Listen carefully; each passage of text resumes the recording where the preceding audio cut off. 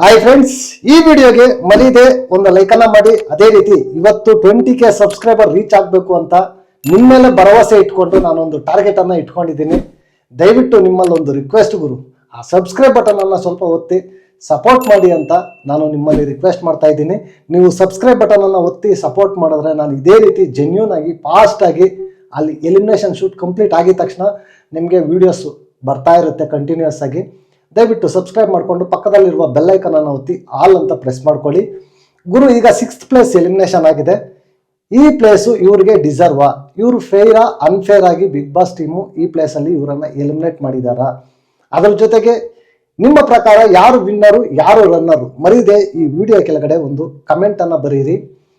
Big boss ಅಲ್ಲಿ ಈ season ಅಲ್ಲಿ ಟಾಪ್ 6 ಅಂತ ಬಂದಾಗ ಗಿಲ್ಲಿ, ಅಶ್ವಿನಿ, ರಕ್ಷಿತಾ, ಕಾವ್ಯ, ಧನುಷ್ ಮತ್ತೆ ರಘುವನ್ನ, ಈ 6 ಜನ ಕೂಡ ಇಲ್ಲಿವರೆಗೂ ಬಂದಿದ್ದಾರೆ. ಈ 6 ಜನ ಇಲ್ಲಿವರೆಗೂ ಬಂದಿದ್ದಾರೆ ಅಂತಂದ್ರೆ ಚೆನ್ನಾಗಿ ಗೇಮ್ ಆಡ್ಕೊಂಡು ಇಲ್ಲಿವರೆಗೂ ಬಂದಿದ್ದಾರೆ. ಜನ ವೋಟ್ ಮಾಡಿ ಇಲ್ಲಿವರೆಗೂ ಅವ್ರನ್ನ ತಂದಿದ್ದಾರೆ ಅಂತ ಅರ್ಥ. 6 ಪ್ಲೇಸ್ ಕೂಡ ಡಿಸರ್ವ್ ಅವರು ಇಲ್ಲಿವರೆಗೂ ಬಂದಿರೋದಕ್ಕೆ ಅಂತ ನನ್ನ ಒಪಿನಿಯನ್ನು.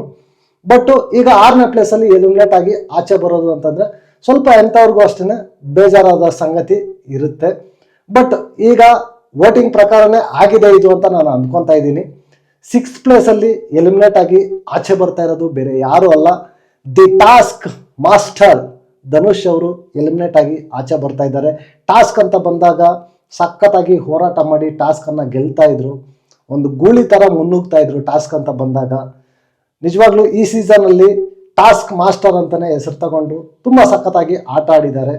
ಈಗ 6th ಪ್ಲೇಸ್ ಅಲ್ಲಿ ಎಲಿಮಿನೇಟ್ ಆಗಿ ಆಚೆ ಬಂದಿದ್ದಾರೆ. ಅವರ ಮುಂದಿನ ಜೀವನಕ್ಕೆ ಒಳ್ಳೇದಾಗ್ಲಿ, ಆಲ್ ದ ಬೆಸ್ಟ್ ಅಂತ ಹೇಳ್ತಾ ಈ ವಿಡಿಯೋ ಇಲ್ಲಿಗೆ ಮುಗಿಸ್ತಾ ಇದ್ದೀನಿ. ನೆಕ್ಸ್ಟ್ ವಿಡಿಯೋದಲ್ಲಿ ಸಿಗೋಣ. ಅಂಟಿಲ್ ಟೇಕ್ ಕೇರ್, ಬಾಯ್ ಬಾಯ್, ನಮಸ್ತೆ.